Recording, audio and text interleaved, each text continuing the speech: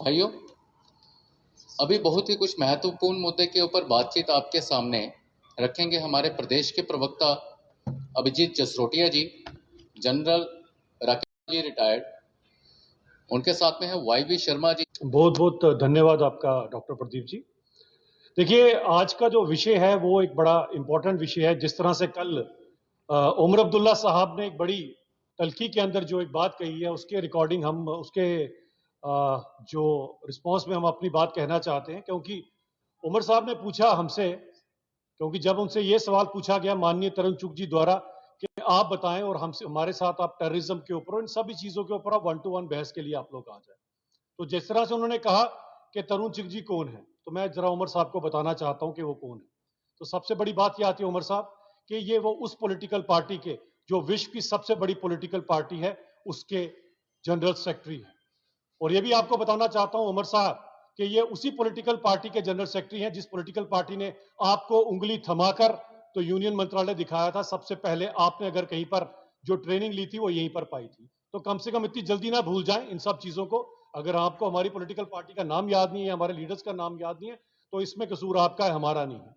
लेकिन उमर साहब, बात यह आती है कि हम आपको जो कहना चाहते हैं कि तू इधर उधर की बात ना कर, तू बता के काफिला कहां लुटा और कश्मीर कहां लुटा, उसका जवाब दें।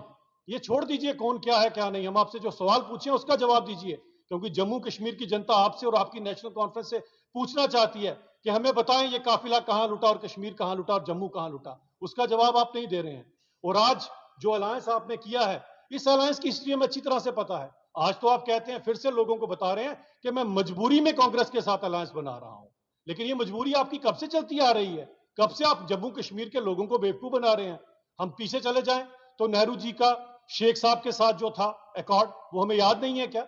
जिसके कारण आपने जिस तरह से हमारे महाराजा को यहां से खदेड़ा था, हमारी उनकी खुद की खरीदी हुई रियासत से एक षड्यंत्र के चलते, वो भी हमें अच्छी तरह से पता है कि आपके तो बड़े पुराने संबंध हैं, दादों परदादों के टाइम के आपके संबंध हैं। और उसके अंदर हमें अभी भी याद है, उसके बाद 10 से शायद 14 साल तक शेख साहब को जेल में रखा था कांग्रेस वालों ने। और आज ये बात आती है कि अगर आपके दादाजी को 14 साल के लिए जेल में रखा, उमर साहब आपको कम से कम अपने दादाजी के साथ तो खड़ा होना चाहिए था। हमारे वालों को अगर किसी ने 14 दिन के लिए भी ऐसा किया होता तो दोबारा हम उस पार्टी का मुंह ना देखते।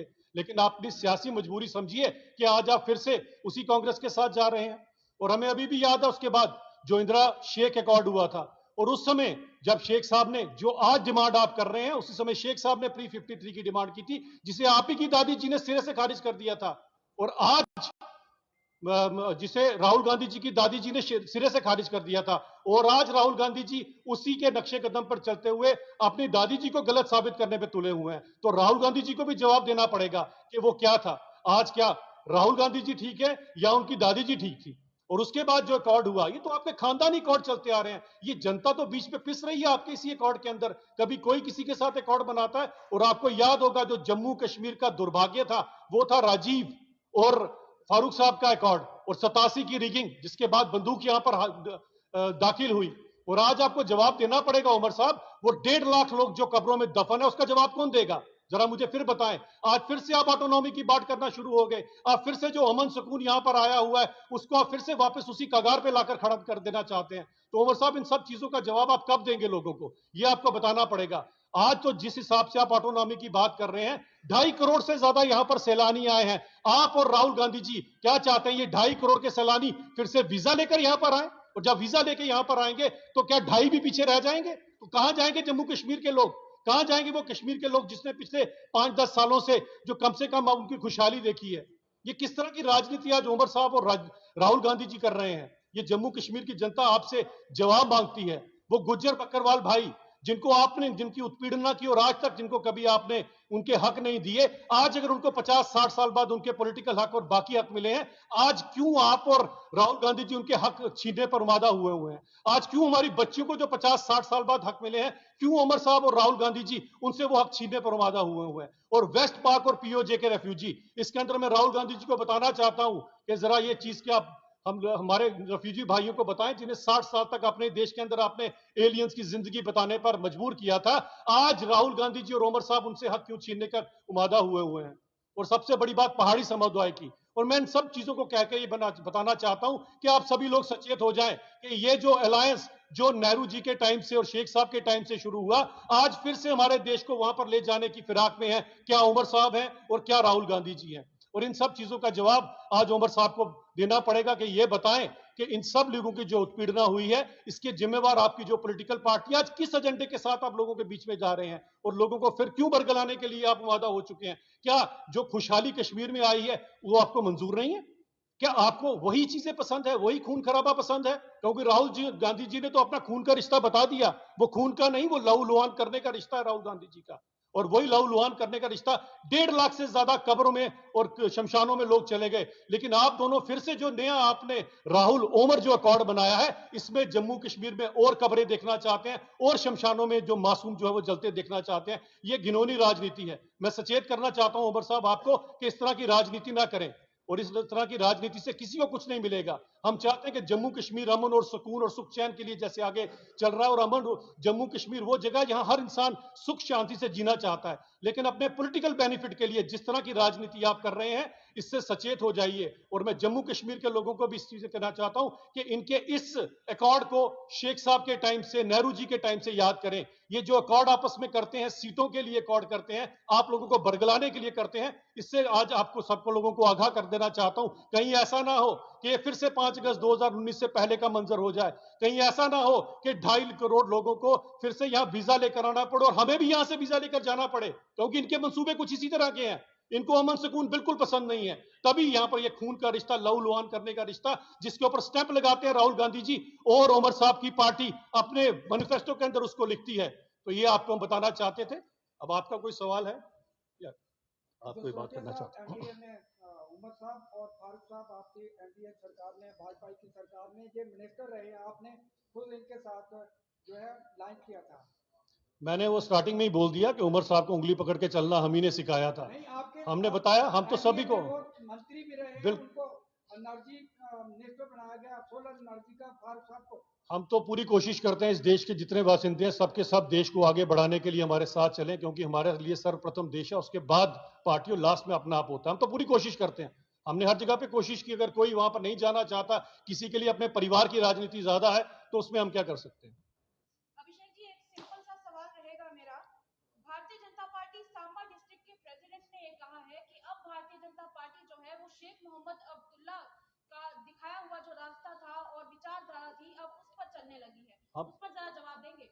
देखिए, हम टोटली इस बात को खारिज करते हैं। हमारी जो आइडियोलॉजी है वो श्यामा प्रसाद मुखर्जी की आइडियोलॉजी है। हमारी जो आइडियोलॉजी है वासुदेव कुटुंबकम की आइडियोलॉजी है। इस आइडियोलॉजी का किसी के कहने से कुछ फर्क नहीं पड़ता। हमारे कहते हैं action speak louder than words. जो हमने कर कर दिखाया है, ये सबको जग जाहिर है कि हम क्या करते हैं और क्या नहीं करते। अभिजीत जी, एक सवाल रहेगा, जैसे कि लगातार जो है भाजपा में पिछले दिनों विवाद देखने को मिला कि कुछ लोग नाराज थे कि हमें मैंडेट नहीं मिला, और कुछ लोगों ने पार्टियों में 50-50 साल इस संगठन को दिए हैं, उनको मैंडेट नहीं मिला, वो पार्टी छोड़कर चले गए। मगर युवाओं का कहना था, जिन्होंने पार्टी से इस्तीफा दिया और बाहर निकल गए रेजिग्नेशन देकर, उनका कहना था अब हम धूप में खड़े होकर झंडे लेके भाजपा की नौकरी नहीं करेंगे।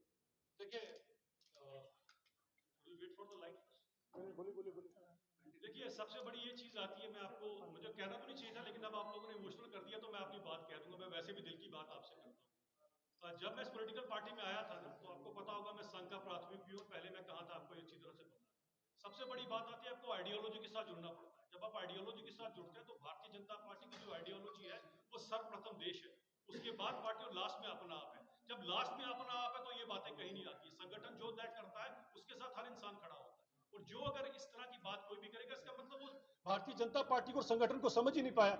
लेकिन एक बात जरूर याद रखिएगा कि लड़ाई और क्या कभी आपकी अपनी हमारी भाभी जी से लड़ाई नहीं हुई? लेकिन फिर भी मैं कहूंगा कि बड़ा सभ्य कैडर है। यहाँ कांग्रेस के अंदर देखिएगा, एक दूसरे को कुर्सियां मारते हैं और पता नहीं क्या क्या करते हैं। हमारा फिर भी बड़ा सभ्य कैडर है। कोई अगर चला गया किसी मन मुटाव के कारण, समय आएगा वो भी वापस लौट जाएगा। अभिजीत जी, लगातार 4 से 5 दिन से देख रहे हैं भाजपा रैली में लगातार प्रेस कॉन्फ्रेंस हो रही है, और कांग्रेस और नेशनल कॉन्फ्रेंस का जो मैनिफेस्टो नेशनल कॉन्फ्रेंस का था उसको लेकर बातचीत हो रही है। लेकिन अभी कुछ ही समय पहले जो आपका विधानसभा क्षेत्र है जहां पर राजीव शर्मा जी को टिकट दी गई, और आज कम से कम 4 से 5 हजार लोग जो है वो स्थानीय लोग जो है जिसमें महिलाएं भी थी वो आए हैं, वो कह रहे हैं कि उम्मीदवार बदला जाए। उस पर जो विपक्षी दल है वो आप पर सवाल उठा रहे हैं कि आप विपक्षी दल पर तो निशाना साध रहे हैं, लेकिन इस पर आप कुछ नहीं बोल रहे हैं, कोई भी स्पोक्सपर्सन इस पर जवाब नहीं दे रहा है। नहीं, मैंने पहले भी जवाब दिया। मैंने कहा हमारे लिए संगठन सर्वप्रथम होता है, सबसे पहले हमारे लिए संगठन है। संगठन जो कहेगा वो होता है। अब आपने बात की तो बताता हूं, जहां से मैं मूलतः जसरोटा से आता हूं, वहां से तो मेरा भी नाम था, और मेरे साथ मेरे ही ब्रदर हैं, वो राजीव जसरोटिया जी, उनका नाम था। रात को 1:30 बजे सबसे पहले मुबारक मैंने उनको दी है, और मैंने कहा भैया बताओ कहां चलना आपके साथ। अगर हम इस सोच से चलेंगे तभी तो आगे बढ़ पाएंगे ना, वरना जम्मू कश्मीर को तो हम सबके सब लोग उन्हीं के हाथों सौंप देंगे जिन्होंने 50-60 साल तक यहां पर किया है। और जम्मू के लोगों को तो आगाह होना पड़ेगा। आपके साथ तो जो नाइंसाफी नेशनल कॉन्फ्रेंस और कांग्रेस ने की है, ये एकजुट होकर ही आप इनके साथ लड़ाई लड़ सकते हैं। आपको याद होगा सन 51-52 की पहली असेंबली, यही कांग्रेस थी और यही नेशनल कॉन्फ्रेंस थी। आप जम्मू वालों की पॉपुलेशन कितनी थी? 12 लाख। कश्मीर की कितनी थी? 10 लाख। वहां कितनी सीटें दी गई? 1.5 दर्जन हमसे ज्यादा। कब से आप लोग जुल्मों सितम सहते आ रहे हो? आज इनकी बातों के अंदर आ जाओगे? तो मुझे लगता है जम्मू के लोगों को कम से कम अपनी आंखें खोलना पड़ेगी। कभी सोच भी सकते थे कि जम्मू अकेला प्रोविंस है पूरे हिंदुस्तान के अंदर, जहां आईआईटी भी है, आईआईएमपी और एम्स भी है, और 5-6 सालों के अंदर ही बना। 50-60 साल के अंदर इन्होंने आपको क्या दिया? एक इंस्टीट्यूट सोरा, वो भी कश्मीर में। आपके पास क्या था यहां पर? हम ये नहीं कहते कि केवल जम्मू, हमने कश्मीर में भी उतना विकास कराया। कम से कम हम नेशनल कॉन्फ्रेंस और कांग्रेस की तरह एक आंख से नहीं देखते। जम्मू और कश्मीर हमारी दो आंखों की तरह। लेकिन जम्मू के लोगों ने कितना कुछ सहा इसके अगेंस्ट। सवाल सर यही है कि सवाल सर यही है कि 8 से 10 लोग ऐसे हैं जिन पर आप निशाना साधते रहे, वो दूसरी पार्टियों में थे, लेकिन अब वो भाजपा में है, उन्हीं को टिकट दी गई है। जब वो दूसरी पार्टियों में थे तो वो गलत थे, लेकिन बीजेपी में आकर वो सही कहते हैं। देखिए विपक्षी दल इस पर भी सवाल उठा रहे हैं। देखिए, आइडियोलॉजी से जुड़ना बड़ा जरूरी होता है। अगर कोई आइडियोलॉजी से हमारे साथ जुड़ता है, हमारे साथ आता है, तो मोस्ट वेलकम। आप किसी पार्टी में जाते हैं सिर्फ अगर अपने लिए जा रहे हैं तो मैं उसमें कुछ नहीं कह सकता, लेकिन आइडियोलॉजी के साथ जुड़ना बड़ा इंपॉर्टेंट है। जो आइडियोलॉजी के साथ जुड़े हैं, और जब परिवार के अंदर कोई आ गया, फिर वो बाहर का नहीं होता, वो अपने परिवार का होता है। अभिजीत जी, एक आखिरी सवाल मेरा रहेगा कि लगातार विपक्षी दल जो है निशाना साध रहा है भाजपा के ऊपर, और साफ तौर पर यही कह रहा है कि 2014 से जुमले भाजपा ने जम्मू कश्मीर की जनता को दिए हैं, सुनाए हैं, और आज तक किसी भी जुमले पे वो खरी भी नहीं थी।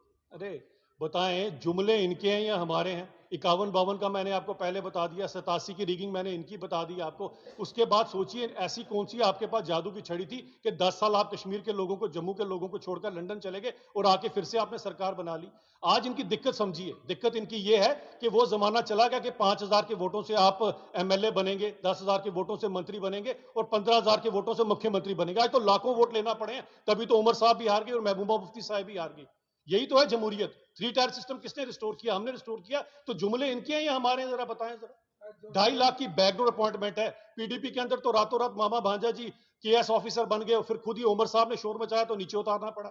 तो रोशनी एक्ट के अंदर खुद के घर में रोशनी आ गई, किसी के घर में बल्ब तक नहीं पहुंचा। तो इतना कुछ आपने जुमले किए हैं। 60 साल बाद अब अनंतनाग के गांव में जाकर बिजली पहुंचना शुरू हुई, या पानी पहुंचना शुरू हुआ। तो जुमले किसके हैं? हमारे तो हाथ कंगन को आरसी क्या और प्रत्यक्ष को प्रमाण क्या भारतीय जनता पार्टी ने कर कर दिखाया है। लेकिन लोगों के बीच में मैं बात कहना चाहता हूं, अब्राहम लिंकन ने एक बार कहा था, कुछ लोगों को कुछ देर तक, बहुत सारे लोगों को बहुत देर तक, लेकिन हमेशा के लिए सबको बेवकूफ नहीं बनाया जा सकता। आज उमर साहब और राहुल गांधी फिर से आपको बेवकूफ बनाने के चक्कर में है, तो लोगों को सोचना पड़ेगा। कश्मीरी पंडितों का कहना है कि इस बार भी हम नोटा दबाएंगे, क्योंकि पिछली बार भी लोकसभा चुनाव में उन्होंने काफी कश्मीरी पंडित विस्थापितों ने नोटा दबाया।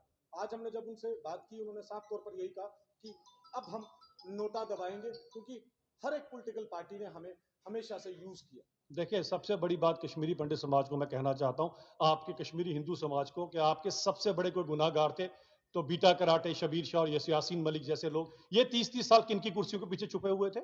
ये जरा उमर साहब जवाब दें, या राहुल गांधी जवाब दें। आज वो कहां के कहां आपको नजर आए? सबको जेलों में भरा गया। तो मुझे लगता है कि सबसे बड़ा इंसाफ अगर किसी ने किया तो भारतीय जनता पार्टी ने किया। वापसी कब होगी? जसरोटिया वापसी कब साहब, होगी? एक क्वेश्चन मेरा रहेगा।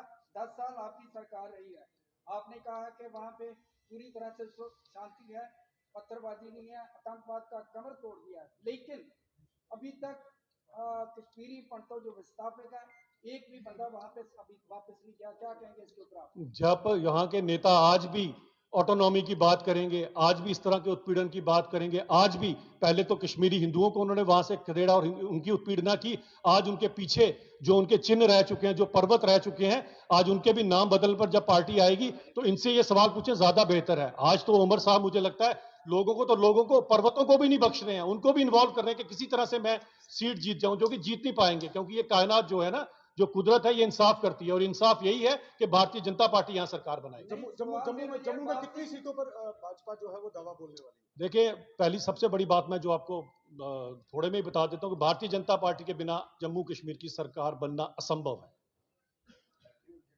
बहुत बहुत धन्यवाद। आपने कहा कि उसके बिना बनने की जो है वो असंभव है, तो क्या कश्मीर घाटी में आप किसके साथ हमारे बिना असंभव है, अब संभव कहाँ होगा तो वो बात की बात है, लेकिन असंभव है हमारे बिना। हमारी आइडियोलॉजी, हमारा सबसे पहले हमारे लिए रहता है, ये आइडियोलॉजी थी कि हमने अपनी आइडियोलॉजी के साथ कभी कंप्रोमाइज नहीं किया, वरना सरकार हमने बनाई हुई थी, सरकार हमने छोड़ी थी। आपकी याद होगा 2003 और 4 के बीच में जो सरकार थी वो पीडीपी और कांग्रेस की थी, और जिस तरह से कश्मीरी पंडित जी की हिंदुओं की बात कर रहे हैं विनीत जी, तो 2003 नदी मार्ग में 24 कश्मीरी पंडितों को पॉइंट ब्लैंक पे भुना गया था, जिसमें 4 मासूम बच्चे थे। इन राहुल गांधी जी ने सरकार नहीं छोड़ी थी, अगर आपको याद होगा। और यही पॉलिटिकल पार्टीज उस समय हीलिंग टच खेल रही थी। वो हीलिंग टच किसके लिए था? टेररिस्टों के लिए था या इनके लिए था? उनके पास इतने सवाल हैं, इनके पास जवाब नहीं है देने के लिए। तभी मैं एक चीज कहना चाहता हूं, यही कारण है कि उमर साहब कोई बहस नहीं करना चाहते। पूछते हैं तरुण चुग जी कौन है? अरे तरुण चुग जी अपने नाम से तरुण चुग बने हैं, उमर अब्दुल्ला के नाम से अब्दुल्ला हटा दो तो उमर साहब को शायद अपनी गली में कोई नहीं जानेगा। अभिजीत जी, एक चीज जानना चाहेंगे, जैसे कि आप अगर सरकार बनाएंगे, जो दावा कर रही है भाजपा की जम्मू कश्मीर में सरकार उनके बगैर नहीं बन सकती, तो क्या लगता है 61,000 डेली वेजर्स जो है, जो पिछले 2 सालों से ज्यादा से अपनी मांगों को लेकर प्रदर्शन करते हुए नजर आ रहे हैं, क्या अगर यही हालात रहे तो क्या वो वोट भाजपा को देंगे? देखिए, हमने ही सबसे बड़ा वादा किया उनके साथ, सरकार बनते ही पहला काम यही होगा, और मुझे लगता है उनको विश्वास हमारे पर ही करना पड़ेगा। उन लोगों पे तो डेली वेजर विश्वास कर नहीं सकते हैं। 20-20 साल आपका उन्होंने खून चूसा है। 500 रुपए में डेली वेजर्स ने जो नौकरी की है ना, उनके परिवार से पूछिए किस तरह से परिवार पले। 50 रुपए की दवाई लेने के पैसे नहीं होते थे उनके पास। ये डेली वेजरों का भला करेंगे? कोई करेगी तो सिर्फ भारतीय जनता पार्टी करेगी। 2014 में ये वादा किया गया था कि जैसे ही हमारी सरकार आएगी डेली वेजर पक्के हो जाएंगे, और 10 साल हो गए अभी तक कुछ नहीं हुआ। वो सरकार के अंदर हमारी सरकार किसी के साथ नहीं गड़बड़, किसके साथ ही उनकी बात करें ना। हम आज की बात आपसे कर रहे हैं और आपको कर कर दिखाएंगे। सब कुछ तो हमने कर कर दिखाया। हम अपने एजेंडे पे हमेशा खड़े रहते हैं। भारतीय जनता पार्टी कभी भी अपनी बात से पीछे नहीं हटती। बहुत बहुत धन्यवाद आपका।